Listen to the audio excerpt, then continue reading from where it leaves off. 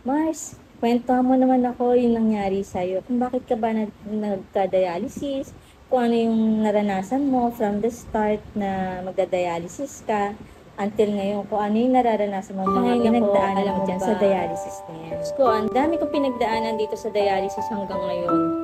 Noong mga umpisa na pinapadialysis ako ng doktor ko, at sa tingin ko naman, sa nakikita ko, karamihan din sa mga pinapadialysis ay halos hindi matanggap yung sitwasyon namin. Ang kalagayan mo. No, kumbaga may denial Oo. pa. Ang hirap pala talaga, no? Marami ang ganito, no? Ni ayaw magpagawa ng fistula dahil iniisip nila na pwede pa silang gumaling. At ang iba nga, ayaw pa magpa-emergency dialysis. Isa na ako dyan noon, ganyan din ang aking pag-iisip. Kung di pa dumating yung time na mamamaga na, mamamanas na yung katawan at nahirapan na huminga, ay Diyos ko, ako nga, nahiya pa ako na halos sa ibang lugar pa talaga ako mag-dialysis noong una.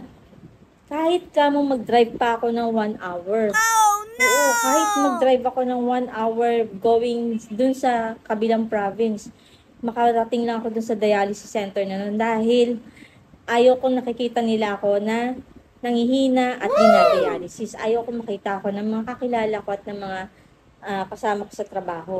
So, noong una, ayaw ko. Ayaw ko na kinakaawaan ako.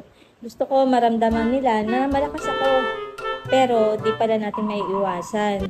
At darating ang time na matatanggap na rin natin yun. Kaya ngayon, tanggap ko na kung ano yung sitwasyon ko. At hindi na ako mahiya kung ano man ang kalagayan ko ngayon.